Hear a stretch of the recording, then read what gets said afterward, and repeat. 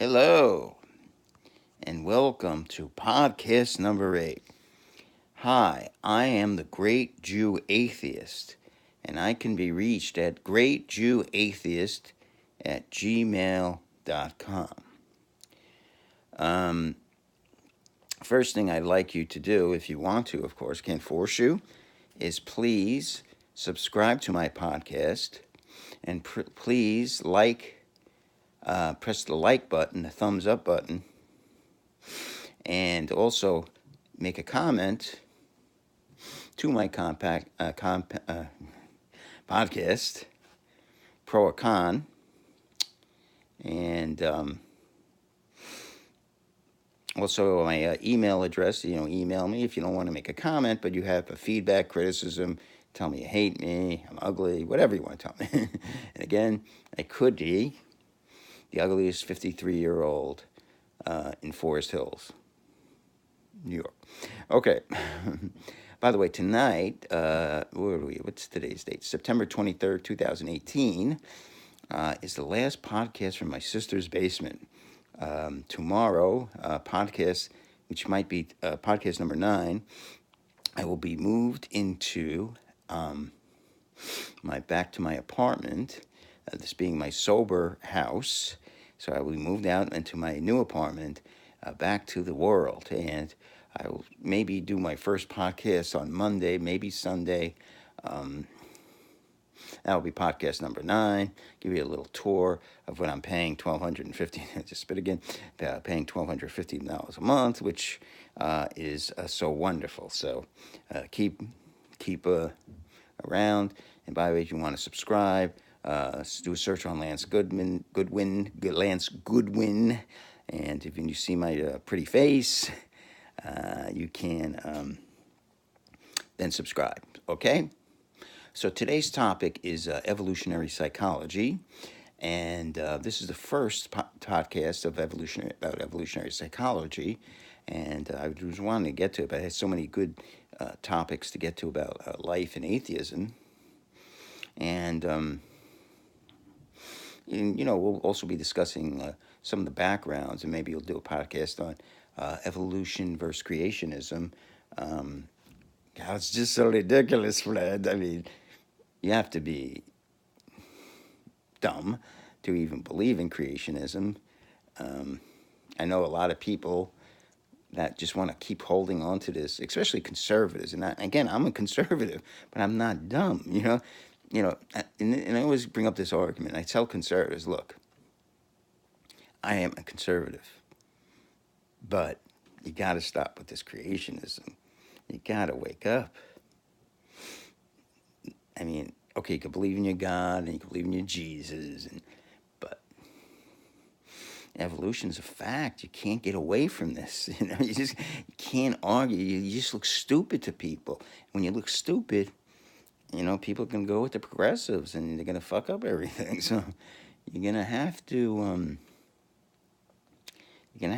just accept it. It's just too much evidence. It's like Newton's theory of gravitation.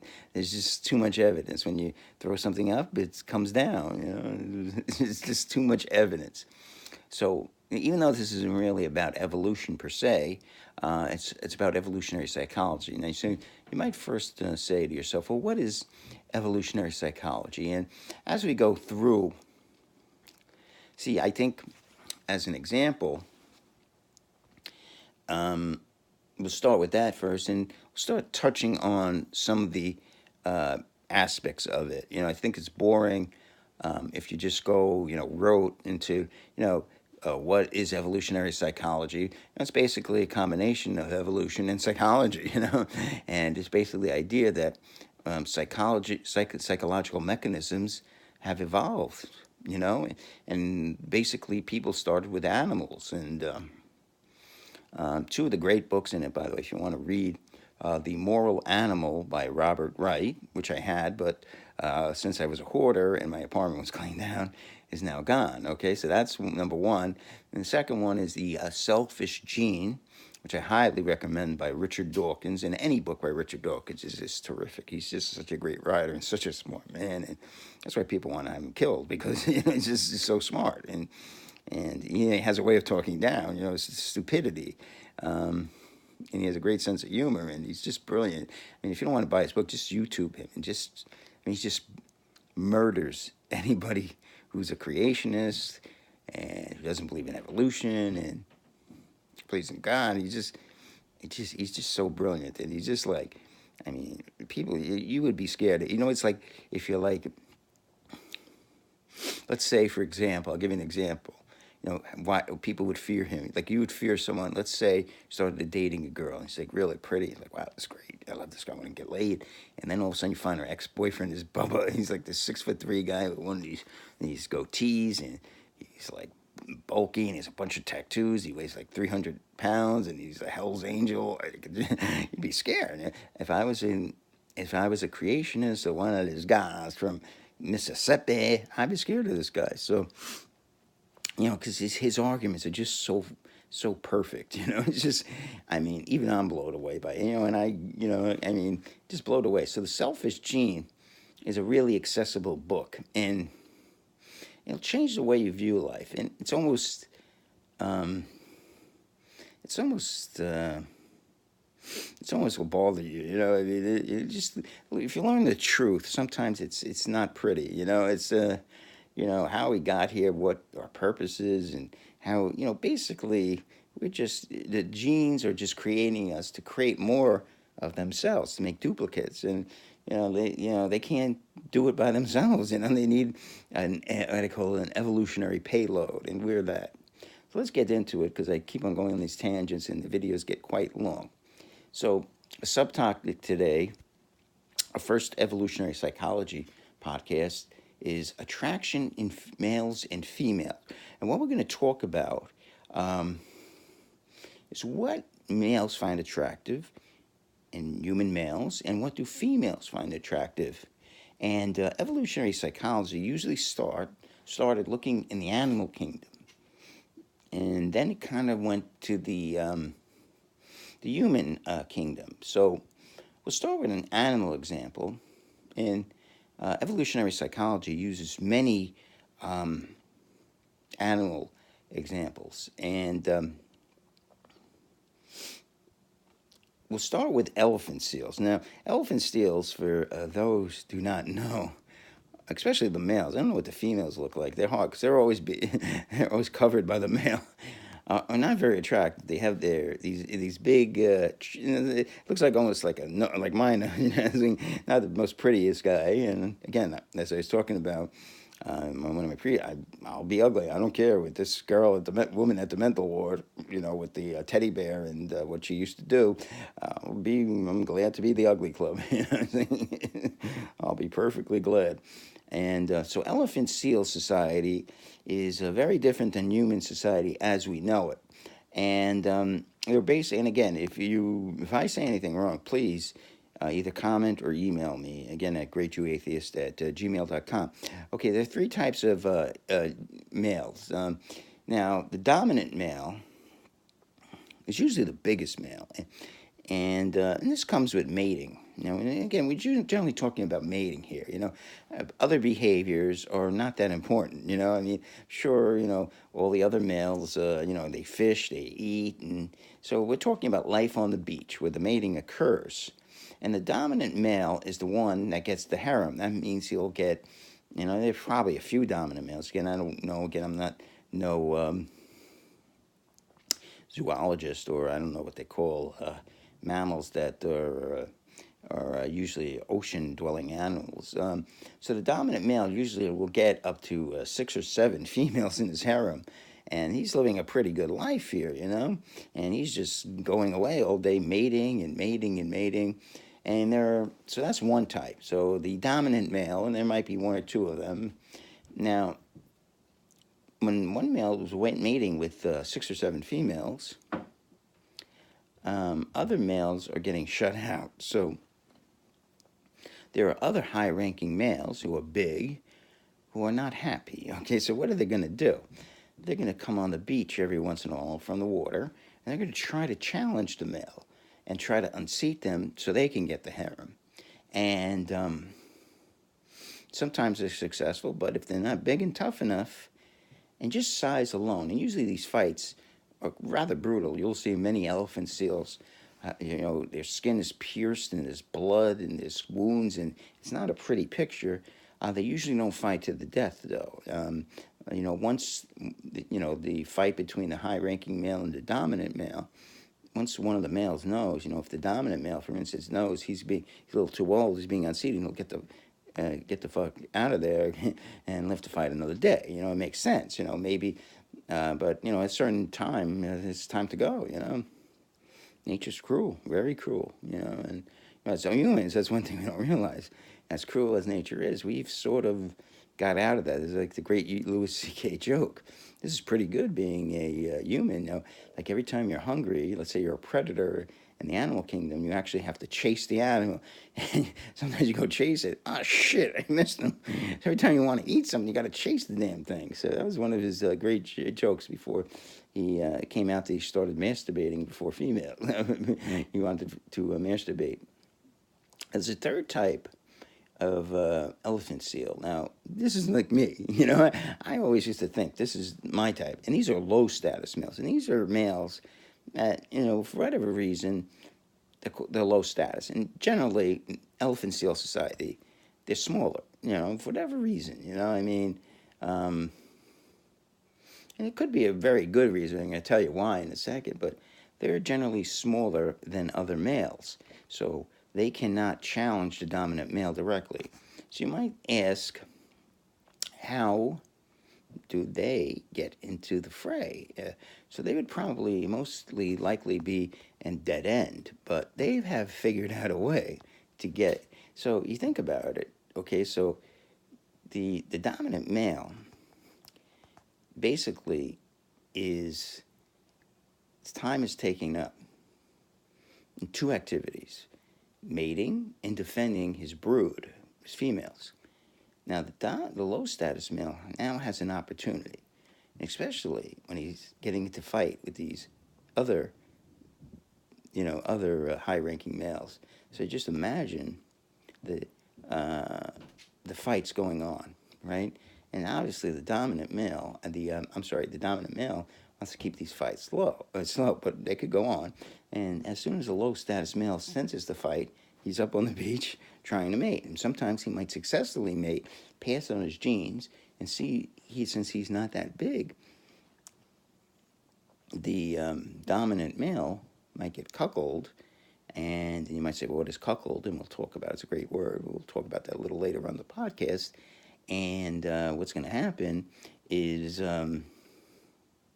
once he's cuckolded, then the low-status male's genes go into the future. Therefore, the low-status male has now found a way, spit again, the low-status male has found a way to reproduce, okay? So in the scheme of things, that's what you got to do. So you don't become an evolutionary dead end like me. Okay, so then we start talking about mate preferences. So male elephant seals just want to mate as much as possible, They don't really say, well, you got to be pretty. You should have long hair, big breasts. I mean, maybe they do. I don't know what.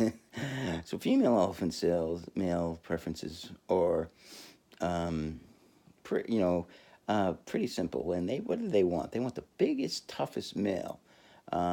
Defend their brood. Now, again, so when they have children from the biggest, toughest male, they're vulnerable. Okay, what are they vulnerable? Sometimes there might be, they have to get them fish, and it could be birds or something, could prey on them. So they want someone to protect them. So they want to ensure survival. So they want other males might try to kill them, force them into heat. There's a whole bunch of things. So just give you an example. So how evolutionary psychology has developed some of their theories. They first look into the animal kingdom. And so evolutionary psychology develops theories and then tries to test them. And a lot of people don't like it, and of course you don't like it if you're in regular psychology, the standard, quote, the standard social model, right? So you're not going to like it if you're going to lose your job, right? Now, we bring our attention now to humans, and humans have two sexes, right? Male and female. Now, we pretty much know um, what the preference is. Preference. Okay, preference is okay, and so so um, so the question is, what do males and females like? And you could pretty much answer this without evolutionary psychology. Um, you don't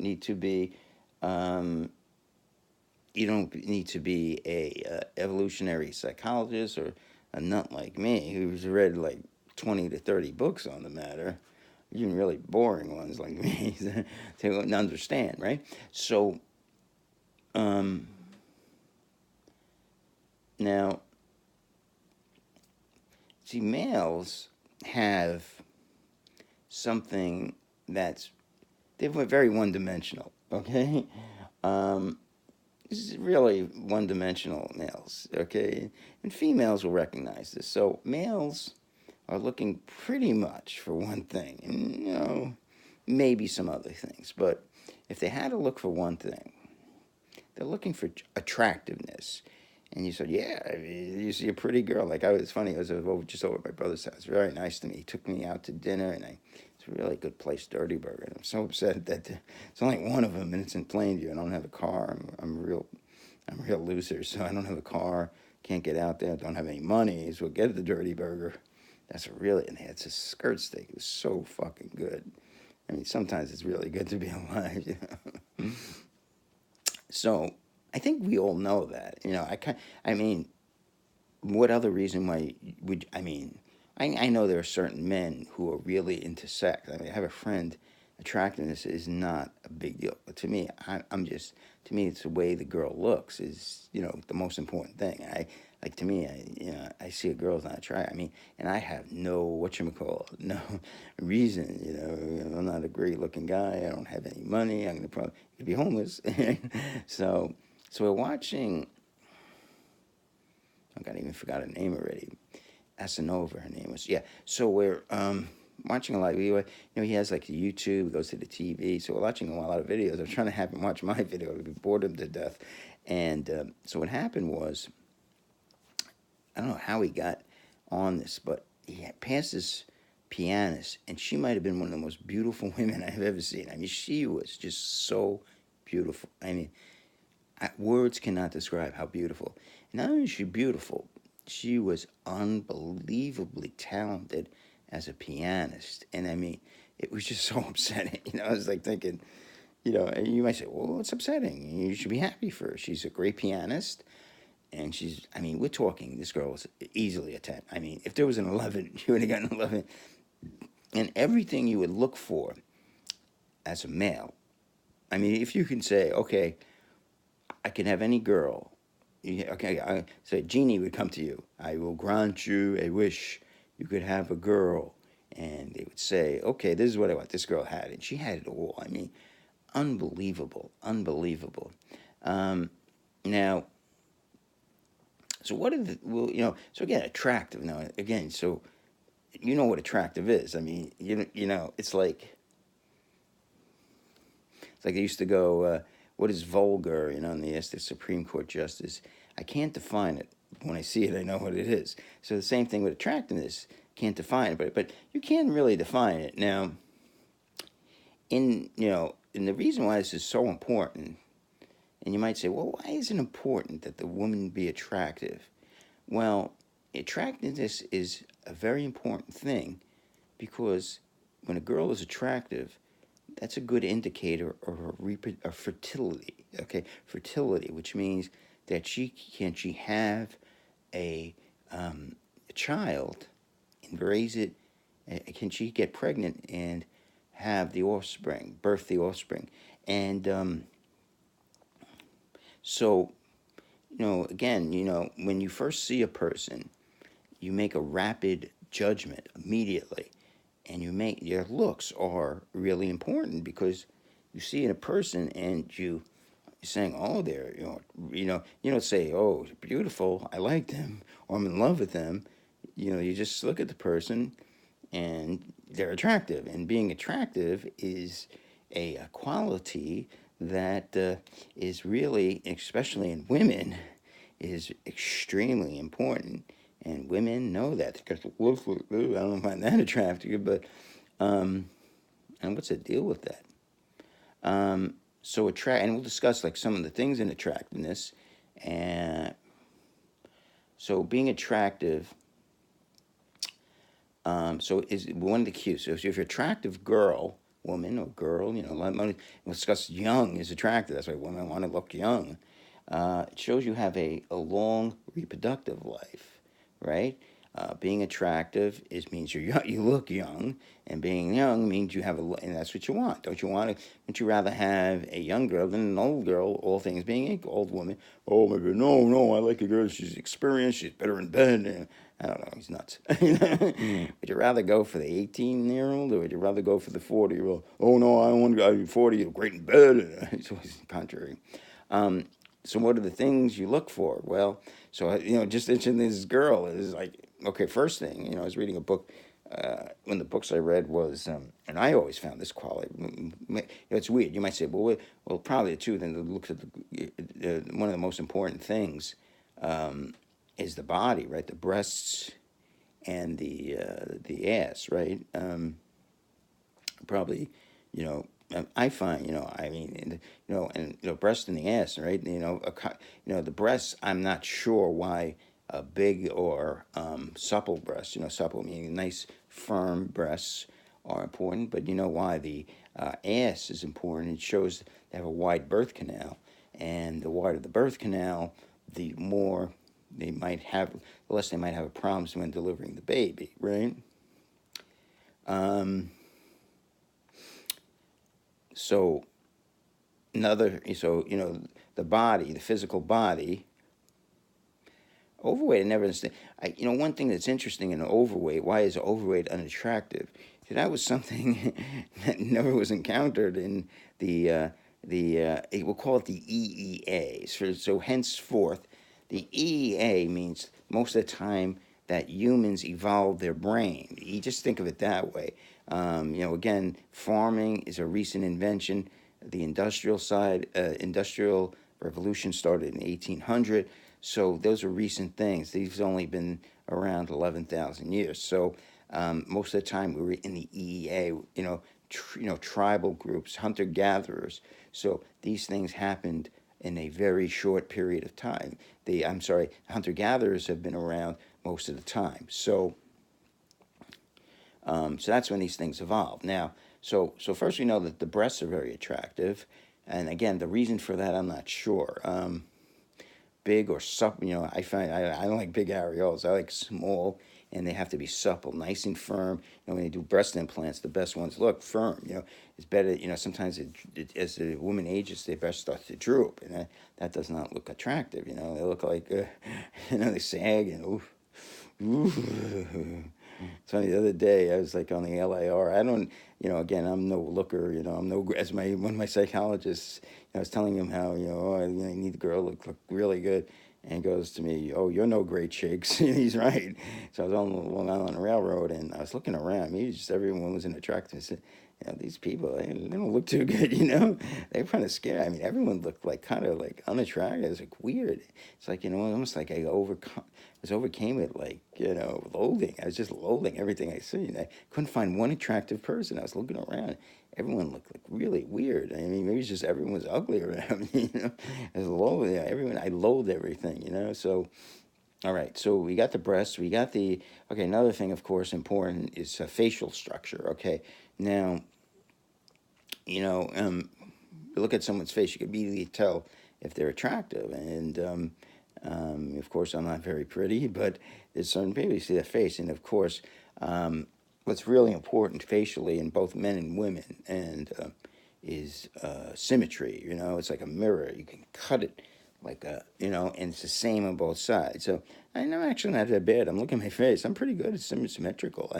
Um, Actually, I think this is a bad side. So I think this is my better side. If I go with this, so I'm not that bad symmetrically. It's just I'm an ugly motherfucker. I don't know why. Now, to me, now when I look at women, I mean, this is like another thing is long legs, and you might. I'm not sure why evolutionarily that. And again, these are all cues that are telling me that this woman is reproductively good. You might say, well, why the opposite?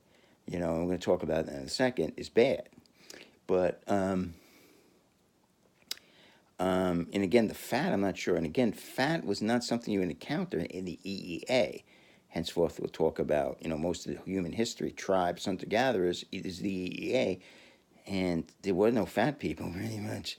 I mean, maybe there was a few, the top heads of the tribe, the alpha males. Maybe it was something good to see happen in the Pacific Islander societies where they put on a lot of weight and it's supposed to be a good thing. But for some reason, it's very disgusting. I don't know. Maybe it's a cue to bad health. That could be the best thing. But back, in those societies, the EEA societies, there was no fat people because there was not enough food. You either had periods where you had enough or you were near starvation probably. So now to me, so we talked about a few already: symmetry in the face, supple breasts, nicely formed ass, wide hips, long legs, or I would say it's not attractive. It's like a girl's very stumpy, like short and stocky. It's not attractive. I actually like that. I like a short girl. I feel like more dominant. Now, to me, without a doubt, and this, most guys don't find this attractive. They don't realize it. Is hair. I love hair, and I love long hair and thick hair, long, thick, and I also like lustrous hair. So those three things to me are just make a woman very attractive, and those are the three things. Hair is to me, and hair is really important in evolutionary psychology. So you might say, well, why? Well, if you ever look, and again, I said, well, what makes a woman unattractive? Look at their hair. And you'll notice older women are missing those three, right? Luster, I mean, shininess, and, when older woman age, you're going to see her hair just turn gray and dull. You also see it thinning and falling. The thickness goes, and also it doesn't grow as long. And you'll see older woman, what they do is the hair turns gray and they'll start fluffing it up like a big bouffant hairdo, right? So the hair is such an important thing. And, women didn't cut their hair. There was probably no, in the EEA, they didn't cut their hair. And so what they would used to do, they'd grow it out. And a man can, if a woman's hair didn't grow long, that was a cue that their reproductive time was up, or they were in poor health, because one of the first things to go if you're in poor health is hair. And back then there were no doctors. You can take someone to the doctor. What's wrong with her? Her hair's not growing up. And then people would say, wow, her hair. Man would say, wow, her hair's not growing out. She's sick. I don't want to fuck her. No, that's not how it worked. That was just, subconsciously, that's a cue that something's not right. I'm going to stay with her. Another thing just came up too. Hair is really important, much more important than you think. Um, um, Another thing is, I forgot about symmetry. Now, if you don't have a symmetrical face, I think I have a symmetrical face. My nose is fucked up, I know that. But one of the things, if you have a poorly symmetrical face, is you might have what's called parasites. That is something that if your face is not, I mean, I probably have it a little. I mean, if one side is not exactly the same as the other, it could be an indication of parasites. It could be a cue. The health of the partner. This is the health of the partner is not perfect. That is both men and women. So the attractiveness of the female is a good indicator of the reproductive life, the health, and the fertility. So, if you're attractive as a woman, now women could sort of fake it now. They get this plastic surgery, they get these extensions, they get, butt lifts, breast implants, all types of things. So now I look at them and they're trying to fool me and say, I'm much younger, I have fertility, So this is like the new era trying to fool me, So that's what males are looking for. Males are looking for pure attractiveness. And one other note on this, studies have been done in the evolutionary psychology realm, okay? And it's an interesting study, and I think David Buss did this one. David Buss is one of the great figures in evolutionary psychology. You might want to YouTube and type his name in, David space Buss, no Bus, Buss. And he did a study. It's very interesting. So he took pictures of, and he, oh, by the way, I just want to mention, some of those things were both made. The symmetry is both from males and females too, and hair probably, especially thickness and luster, are both for males and females too. You know, a female, if you have nice hair, nice thick hair, is a good thing too. It shows health. You know, again, cues for health are very important. Baldness in men is interesting. It might actually be a good indicator of status. Status being the older you, maybe it was, it's very important. If you could survive to a certain age, most people only got till 30 or maybe 40 if you're really lucky. So if you lost your hair, most men by 40, about 60% of men have lost some or most of their hair. That means you had some social success and you were able to get food, right? So they did the study. David Buss did the study, and what he did was okay. So first, let's take the males. Okay, let's start with females. Let's start with the more. Let's start the more interesting one last. So he took the females, and he took men, and he dressed them up two ways. He dressed the males in suit and ties, nicely dressed, and then he took the same males and he dressed them in garb that a low status, like a status person would work, something like a McDonald's outfit. Not to say, again, if you work at McDonald's, nothing wrong with it. I have nothing against it. Society, unfortunately, has these judgments, you know? So then he asked the women in the study to rate these men. And the rating, different women, right? So he said, just, the men when they were dressed in suits and ties, nicely dressed. And then he asked different set of women to rate the he gave like 30, 40, a whole bunch of female there, like, oh God, another one, I'm sick of it. So he gave the ratings, and they rated them scale 1 to 10. And then got the ratings. And so he found that he obviously had an idea what he's going looking for this, and he found, and he thought, and exactly what he thought. He thought that when they changed from the nicely dressed men to the lower status dressed men, that the ratings would come down greatly, and they did. They came down tremendously. So the woman wanted to see, was very important, was status. Status is extremely important. So that's one, and we'll talk about when you talk about to talk about that.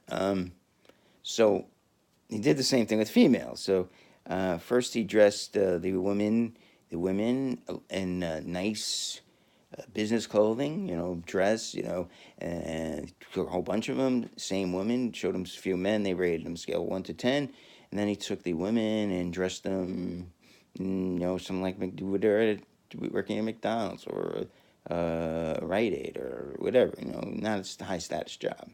Again, I have no judgment. I think it's fine. Work at your rating. Don't kill yourself. Well, I think you should. It's better.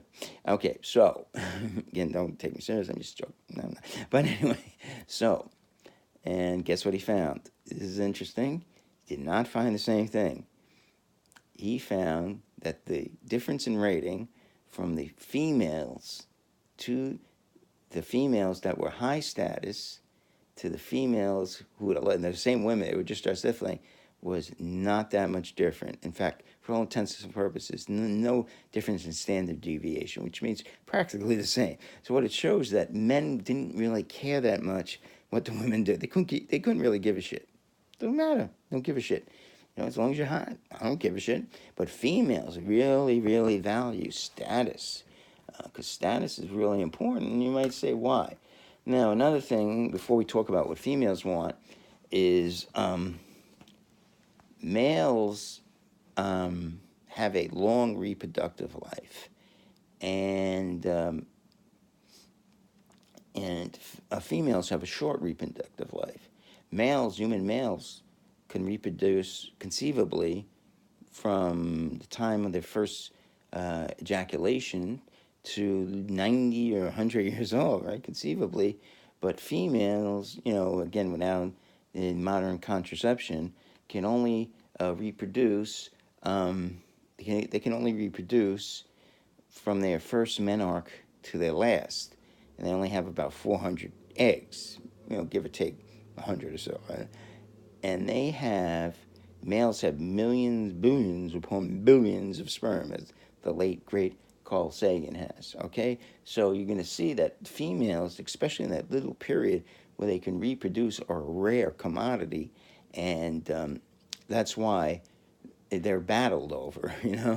And you'll see some crazy things that it's going to start to happen when they're in that period. Females don't realize that, they complain that guys are hitting on them and touching them, and then when that goes away, Me Too goes away, they say, "Oh shit, you guys aren't hitting on me," and they get upset. They don't realize that's exactly that's going to happen, because you're going to have your day in the sun, but that sun's going to set, because this is exactly what's going to happen, and a lot of them don't understand that. They think that it's going to be attractive forever, and their dog, Lena Essen, I don't know what her first name is. Oh my God. I'm trying to think I got to figure out who's hotter, her or Scott Adams' wife. Scott Adams, the inventor of Dilbert. And I always compare shit. I'm like such a comparison freak. I got to know who's better. Like, who's better, Led Zeppelin or The Who? Like, who's better, LeBron James or Michael Jordan? I'm always doing that. It makes, like, my friend, I think, loves to do that too. And who's better, the Beatles or the Rolling Stones? And who's better, Elena Asinova or Scott Dilbert's girlfriend, who's really freaking hot too? Get $70 million will get you a hot girlfriend. And again, Scott Adams, no offense if you're listening to the podcast, you're a great comedian. I like your political views, but you're not that hot. So I think a lot of it has to do with money. And she's very talented, this girl. She's a very intelligent woman, too. She's no dummy. Let's talk about the female needs, mate preferences. Okay. So, by the way, females, unlike males pretty much, again, not everything, attractiveness. Okay. So females have a lot of things, okay? And that's why females cheat, because you can't usually get all of them, right? There's four main ones. You could usually get maybe one, two, maybe three if you're lucky. But so females listening, but getting all four, like, hit the jackpot. I mean, maybe Brad Pitt. I don't know about the fourth one, but maybe he's, fourth one. I don't think many people have all four, I mean, Brad Pitt is I don't know. He's a good actor, I'll give him that. I saw him in this movie, California. He definitely has three. Well, maybe, I don't know, maybe the first one, he has a little bit of that, but I don't think he's great. Let's talk about the first one. The first one is size, okay? Females seek, just like elephant seals. Elephant seals, the one female seeks is the biggest one. Why? Because the bigger the bigger one offers the most protection. Because the biggest one tends to be the toughest one. Not all the time, of course. You might have gentle giants, but the bigger one, you see a big guy, you tend not to. I don't want to start any trouble with this guy. There's I remember, it's funny, the best story I could give it is I used to go to the HSBC bank. I still think it was Marine Midland at the time. So I forgot what happened. They would give me a problem. I couldn't withdraw money there. I started freaking yelling. I said, "What the fuck's going on?" And I wanted to tell her. So all of a sudden, this guy with red hair, I remember, he wasn't a bad guy. He looked like a nice guy. He comes up, and all of a sudden I look up. Guy had to be at least 6'7". He goes, "Is there any problem? Can I help you?" And I shut the fuck up immediately. So it's amazing. And I first realized at that point how important size is. I was shut up immediately. It's like, "Oh, yeah, I'm okay." I went from being amazingly angry to totally calmed me down in a second. He wasn't like a mean looking guy either. He looked like a howdy doody type. But it's amazing how size, a person's size, how important it is. Like something you cannot control, unless you like weightlifting, but there's only a certain point, you get big. And when you say, well, why is this so important? Like, why is a woman looking for size? And, well, it's very simple. It offers protection. If you offer protection, you're protecting first the woman, and more importantly, you're protecting her possible children or her actual children. So size is extremely important. And, again, some men are big and they can't fight. That's definitely true, I mean, again, I talk to my friend. He's always there's a contrary. Yeah, the bigger you are, you offer more protection. Oh no, no, I know a lot of guys that are big, it's always the same thing with him. So, um, okay, so size is probably like the number one thing women look for. Now, you might say, well, society, and you probably understand that. I remember I had just one last story on size. This is funny. So I used to teach in one of secretarial schools. So I was teaching at night, and so this was a close call. And we had this guy, his name was John Taylor. And so he was a really big African American fella. He was like 6'5", 300 pounds. And, I shit you not. He was a big man, and he was a fucking big motherfucker. I mean, this guy could have crushed me like a fucking, like a gefilte fish, if you know what that is. So he just got a little pissed off. He used to walk in late. I tried to figure out what I was going to do. I don't want to embarrass. I mean, again, you don't know how people are going to react. My plan was, okay, let me just go up to Mr. Taylor. Could you please, got to come in on time. Very simple. And so he comes in late one day, and I by accident, for some reason, I said, Mrs. Taylor, how's everything? I used to say that, this way I wouldn't piss him off. But if I called him Mrs. Taylor, for some reason, he didn't pick it up. And whoo. So it's funny, like the next day I see again, he's late, he's in the hallway. I was like, fuck it, I'm getting killed by this guy. He's in the hallway, and you see his girlfriend. Oh, she was unbelievable. Such a pretty girl. I mean, and this guy was just like a dick face jerk. I mean, but he offered that size. I mean, a pretty girl, and like, how many guys must hit on her? And she offered that protection like immediately. And I could see if I was a pretty girl, I'd like a boyfriend that's big. I don't want guys hitting on me. And that's immediately. You're walking down the street. I mean, 90 to 95% of the guys are going to stop bothering you. It's always the fool that's going to try to challenge him. That's the problem. It's always like somebody that's like, I'll challenge him and I'm going to fucking show him he's so big that I could take him. There's always something that's not pretty clever. Just on the size alone, I'd be like, holy shit, Okay, so let's go to the second. So the first one is size. Okay, the second one is status. Now, status is really, really important, especially today. Now, probably in the EEA, it was important and really important. And it's hard to kind of think of how status worked in the EEA. Usually a man would have to have good social connections, how to work around, he might have trouble acquiring resources at certain times, and he might have to develop friends and, things of that nature. And he might have to be good at that, not pissing people off. And, times could be lean for him. He might have an injury, might be bitten by a lion or whatever it was. And again, it's kind of hard to see how that worked in the EEA. Now, you might say, and by the way, again, the EEA stands for the period, I don't know what of evolutionary adaptation. I don't know what the first E stands for. It's called the EEA. What's more understandable, though, is the current status. Now, men show off their status, and this is probably more important now. Size is not important anymore as it was once.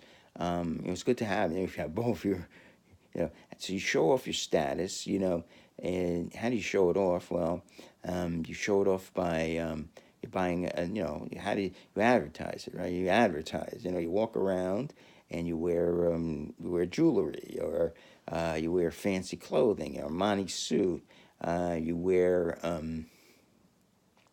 a gold chain, wear a nice ring on your finger. You drive a nice car, a Mercedes, a BMW, you drive an SUV. So there's all kinds of ways you can advertise status. Um, so you buy a nice, you have a party, you throw a big party, you get a bottle of Cristal, which is a type of champagne. So, you show your status. You get into the nightclub that no one else can get into. So you're at this nightclub and you meet the right people. You get into a certain country club. It's hard to get into. And these are all status things. Oh, he belongs to this country club.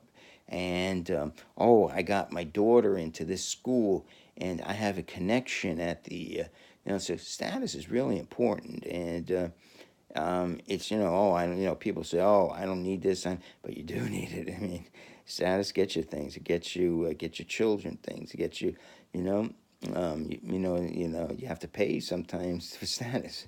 You get into Harvard because you pay the endowment. The alumni. You're an alumni. To say the truth. So you have the right skin color. There's another way to get in Harvard. Tad and Buffy, tomorrow we're going to play golf, and we're going to figure out how to keep the African Americans, Hispanics, and Jews out of the neighborhood. So that's what you got to do. That's the key to life, I don't see any white Anglo-Saxon Protestants or anything. I don't know where they all go. I'm trying to figure that one out. So status, and status. By the way, one size, and one of the great size things. I really didn't build any. You think of size, height. It's funny. Height is really important, and height relates to size. When I say size, I just didn't mean weight. Height is probably even better.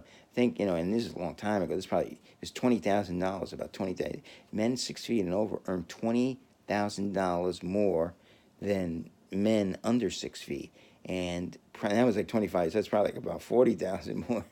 It's amazing, It's just, it's funny. So me and my friend went to. And my friend's a little under 6 feet. Went to Bed Bath and Beyond, and it's just amazing. And so there's two African American. They seemed like it was from Jamaica. They both were well over 6 feet. They both had these firm handshakes, and they were both dressed nice. And it was amazing how the height. You had to look up to them. They must have been both like at least 6'3", maybe 6'4", one of them. And it's amazing how important height is. And it's like, and I mean, I'm not tall, but I feel really. I mean, I remember I used to work for the Division of Homeland Security, and there was this guy. He literally like 5'2". I mean, and he was doing pretty. I mean, they talking about one time he was bullying. Were you bullied? And he said, yeah, look how tall I am, and like, even though I'm not tall, I was like, thank whatever, the universe, that I'm not that short. So, but he was able to, he's in the Navy, he was, some kind of command. It's amazing. But height is just so important. I mean, a woman does not want to give birth to short midgets, you know what I mean? And everybody's, oh, he's getting so tall, and like, I was proud, and, so, and you can't change your height, I think they have an operation. Sometimes you go both legs and they put a new bone in the legs. So one day they might have something, maybe they can turn me to like 6'2" or something. I have a brother who's like 6'2", 6'3", I don't know. And, my older brother's got all the height. So, yeah, it kind of sucks. Really, I say life sucks. I mean, life sucks for me. I don't know. Maybe other guys have it really good. It's like, okay, so you got size, you got status, and status again is just accessibility to resources.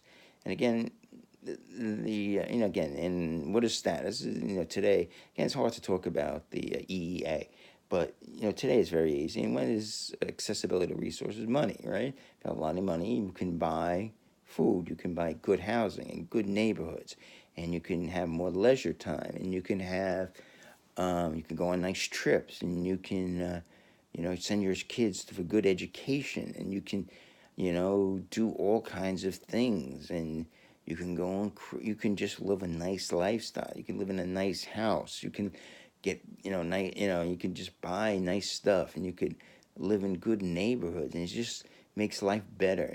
It's not something, again, it's not a panacea, because life's always going to be problematic, and there's always going to be issues. But status, again, if people in the EA didn't have it ever so good, that, like we have it today, where we can just buy things, just having a green piece of paper, having value, and people have value, and some people don't have any value. Like I, at this point, am not doing very good, and the chance of the worm turning, are not good. It's amazing. So today being September 21st, will the worm ever turn? I don't know. Let's move on, because I hit the 20% barrier, and I don't know. This might turn off any second. So, okay. So the third thing we said, women look for size, they look for status, and not as important, but somewhat important, looks. Now, all women look for looks, but they're willing to pass it up, I think, for size and status, because those are really important. Because resources are really important to women, because they have children, or when they're pregnant, they're really out of commission, and they don't have time to go and gather food or acquire resources. So what they're looking for is guys, but they also like their baby, to get resources. So size and status, and size and status is very important, but looks are important too. If you had a choice, if you're a woman, let's say you had a strong guy who is rich, wouldn't you rather have him have good looks, or would you rather him be ugly? And the answer is, of course, we'd have good looks. That would be the goose that laid the golden I'm sorry, the goose that laid the golden egg would be a handsome guy with size and status, right? Again, women, most probably, you're not going to get those three things. That's where the problem's going to come in, because women have, spit again, women have large demands, and they probably should have large demands, because they're the ones that have to carry the baby. And when you have to carry the baby, a lot of problems can happen. So, so what are women looking for? Good looks, and good looks indicate good genes, right? So you're not gonna want to marry a guy 5'8" 3/4" with a crooked nose and a double chin, when you can meet a guy who's 6'4" who could jump and could lift 405 pounds over his head. I mean, this guy can't even lift 105 pounds over his head, and it's myopic when the other guy has perfect eyesight. So good looks are important. And again, this causes a big problem, because again, guys and women like good looks, and then just like men like, but they're willing to settle for size and status, and this causes a big problem of cuckoldry. And so we'll talk about that. Hopefully the phone doesn't go dead. Okay, so we got size, status, and looks, and one more big one, and this is my only hope, intelligence, and this to me is important, but I think, a lot of status has to do with this. Intelligence is the ability to solve difficult problems in life. Again, life presents us with tremendous, tremendous problems. And that's one of my problems. I'm very intelligent, but I'm like, fuck it. It's like, who cares? Because I'm so down. Like, I just don't see. So I solve the problem. Yeah, I'm still not getting laid. I'm never gonna get to that nice golf club. I don't find these things like really stimulating. So, so I don't apply my intelligence. I call it applied. I have poor application intelligence. I'm very intelligent. I can analyze something. I can, understand some difficult ideas like evolutionary psychology, but I don't have the ability to apply it to everyday life. So a female would look at a male, and it's just two possibilities. Level of intelligence is a bell curve phenomenon, right? So there's a few people at the bottom who are very low, and they maybe have mental retardation. There's a few people at the top end who are geniuses, and most people who are somewhere in the middle. I'm probably skewing more towards the intelligent, and my intelligence, 100 with 100 being average, I've taken intelligence tests, I'm probably somewhere like 127, so I'm probably well above average, so I'm not in the genius, and genius is probably like 135 to 140. I wish I was a genius, because that's my only selling point. That's the only way I'm gonna get laid.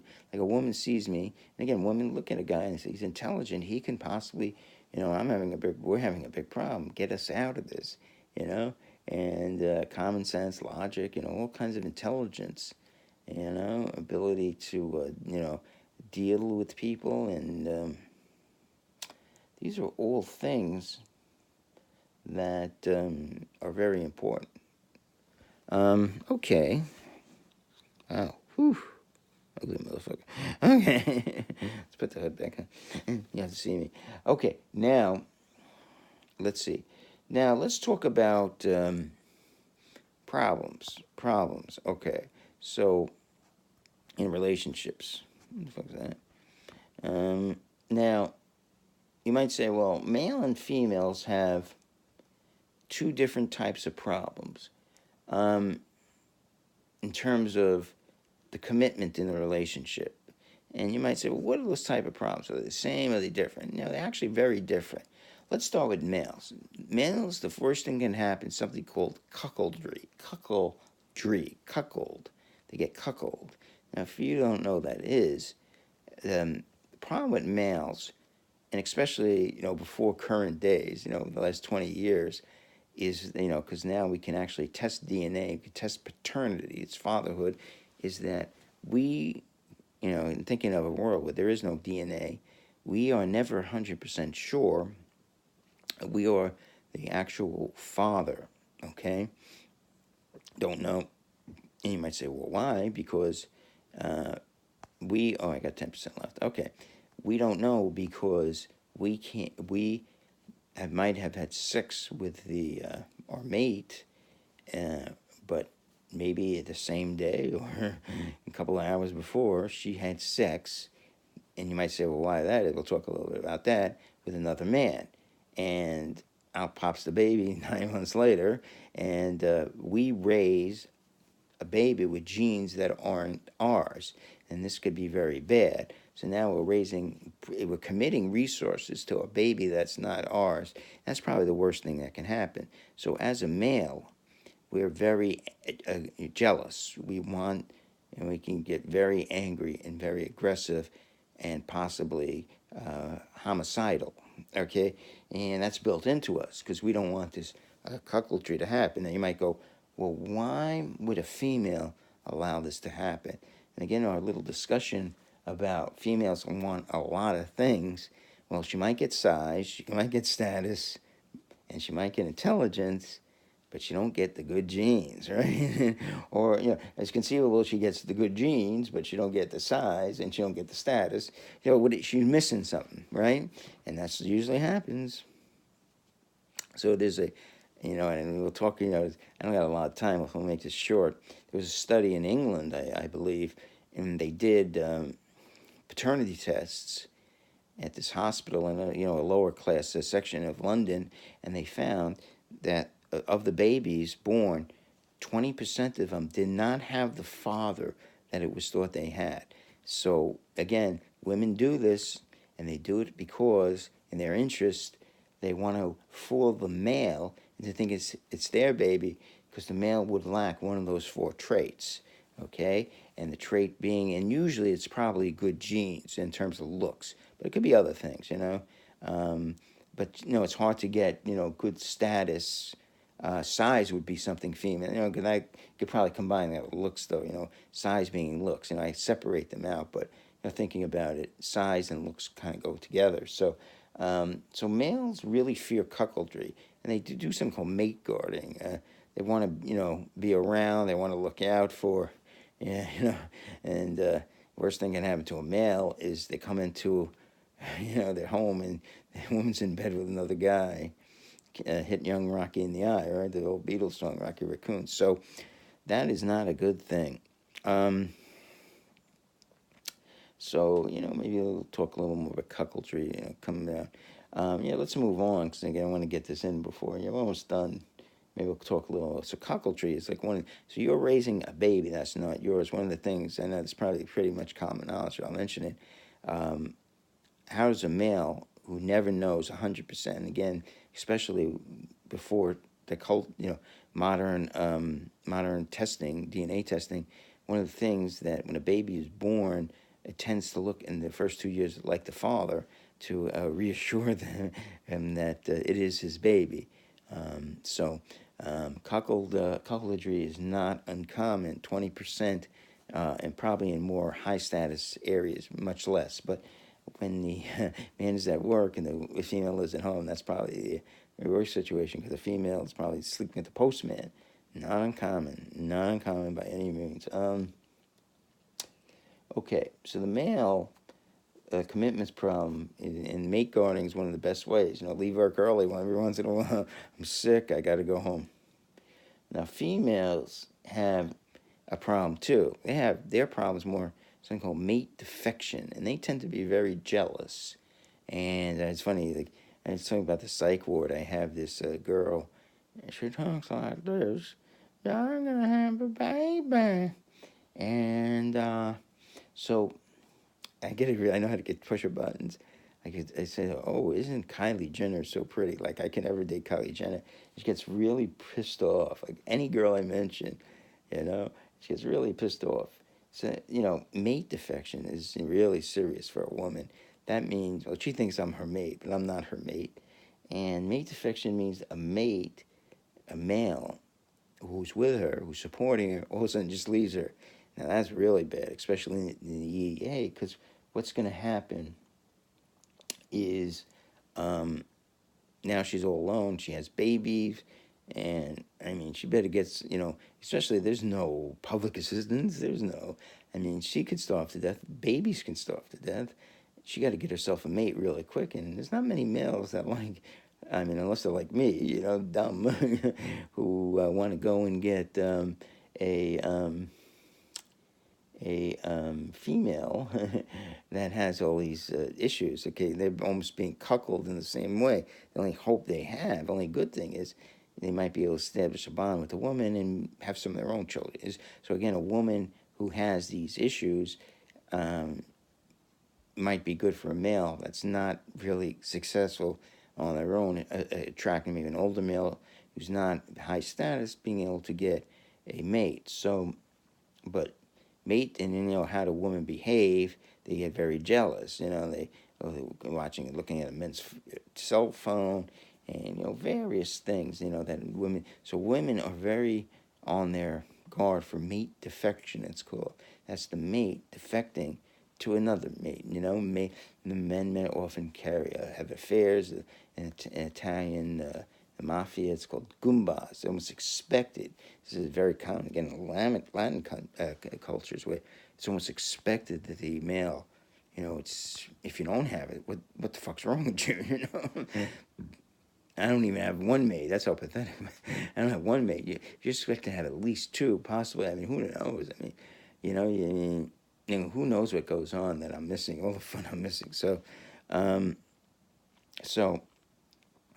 mate defection is a really big issue for women. It's like, and again, this evolved. Now today, again, there's assistance, there's public assistance, there's all kinds of programs, and if you look hard, I mean, you might be able to be helped, but you can go to groups and meet divorcees, and there's internet, and you meet someone. I'm divorced, you're divorced. Let's get together for a cup of coffee. Maybe we'll go out to dinner, and sort of things that didn't exist. But if it happened in the past, you were in bad shape. So in the EEA, just look at the same brain, so bringing it to the future. So this is really bad. Okay, so yeah, I had to rush through a couple of things, but I think we'll finish on time before my battery goes dead. Okay, so I just want to talk about two other interesting factors. Now, when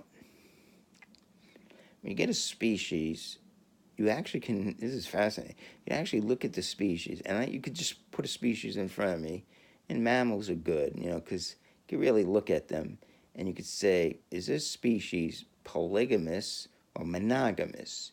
And again, monogamous means they tend to pair up one-on-one, when they mate. Well, polygamous means that they usually have one or more females for one male. Elephant seals tend to be polygamous, right? They usually have 4, 5, 6 mates, right? and usually they hoard them. Many, uh, many, many mammals are like that, like deer and antelope and lions and all kinds of, gorillas. Chimpanzees are a little different. It's a weird. They're weird. Have all kinds of weird shit going on. Chimps. So how do you tell? Like, you just look at a species. You can actually tell whether they tend to be monogamous, one-on-one, or polygamous. And here's how you do it. It's called the size differential between the male and the female. If the male is much bigger than the female, then they tend to be polygamous by a lot. If the male and the female are about the same size, and by the way, this happens in an ape species, small ape species called gibbons, then they tend to be monogamous.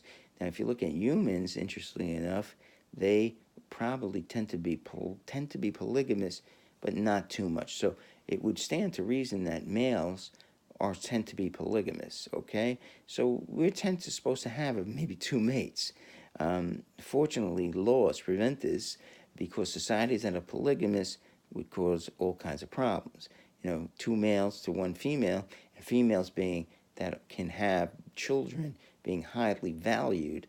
There would be some males that would be shut out, like me, and they are not happy. So again, if you're a pretty female and you're watching this podcast, please email me at greatjewatheist@gmail.com. That's greatjewatheist@gmail.com. Okay, so size differentiate. Again, gorillas, males are much bigger than females. Again, most mammal species are like that. So that's going to tell you immediately whether they're polygamous or monogamous. Interesting, birds, the male and the female tend to be at the same size, and predictably, birds tend to be monogamous. So it's a fascinating thing that they found.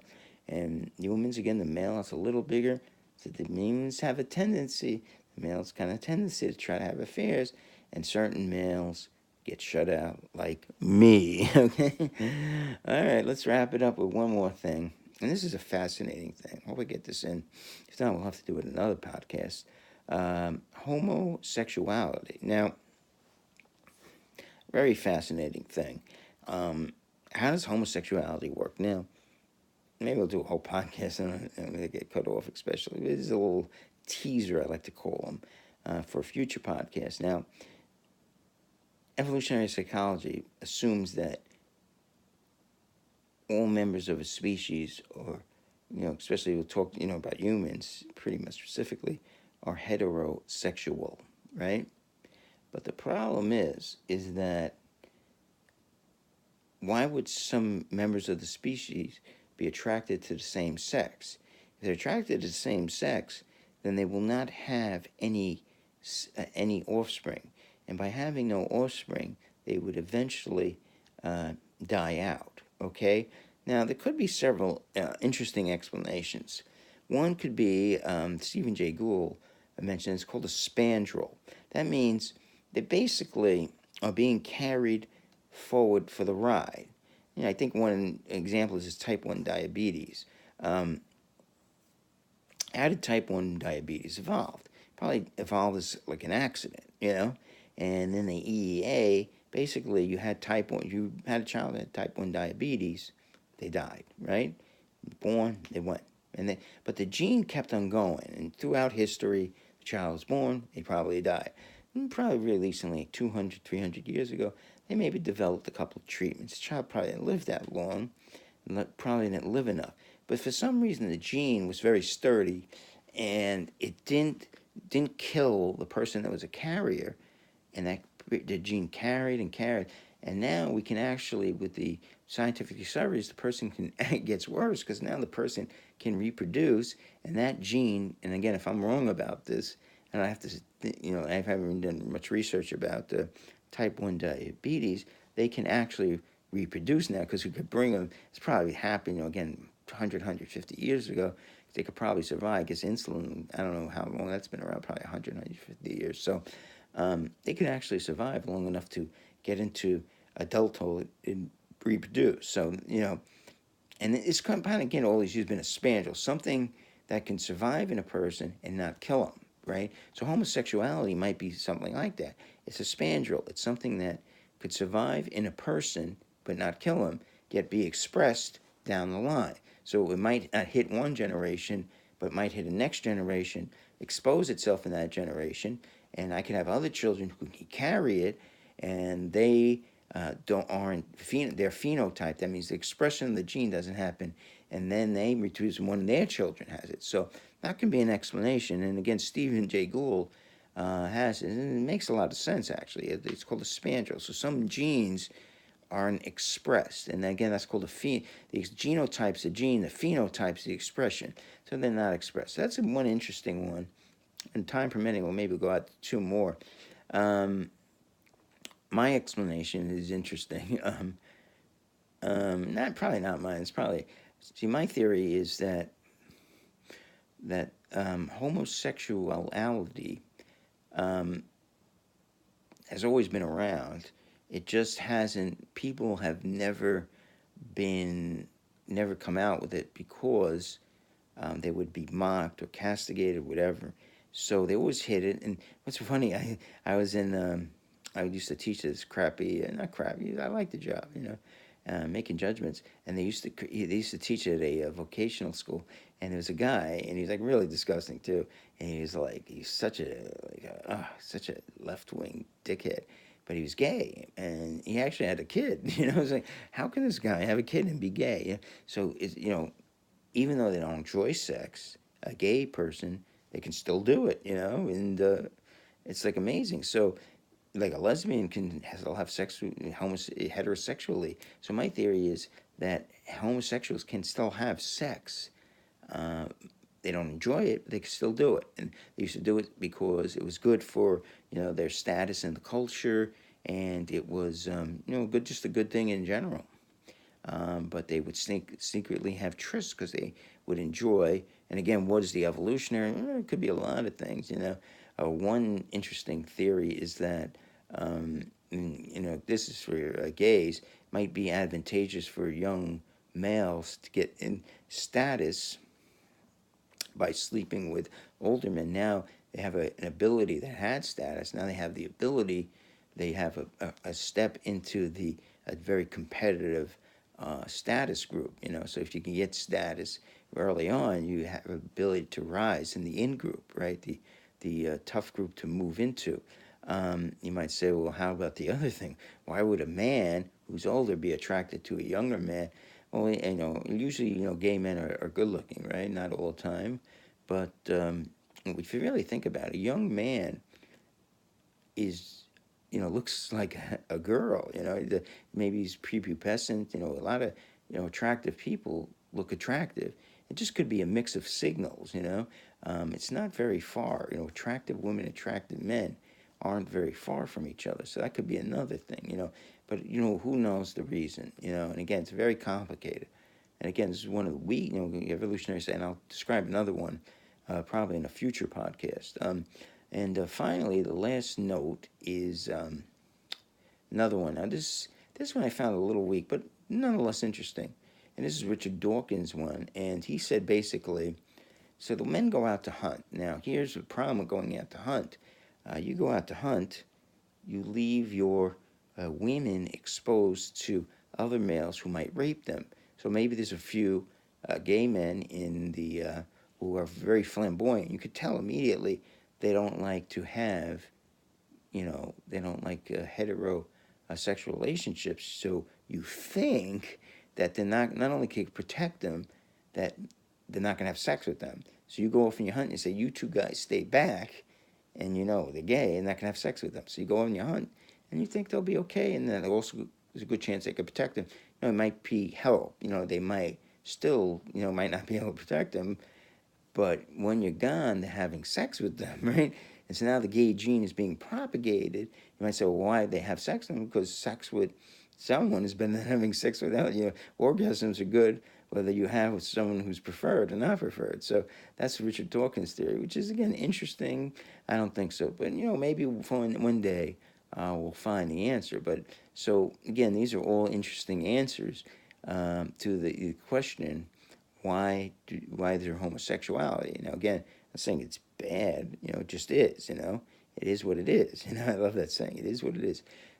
So the only thing is that why does it exist? I mean, evolutionary psychology is a great way of explaining things, but it doesn't have a good answer to it.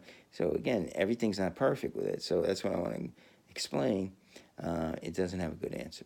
Okay, so that takes care of my last podcast from my sister's basement, and my next podcast, maybe tomorrow, maybe Monday, the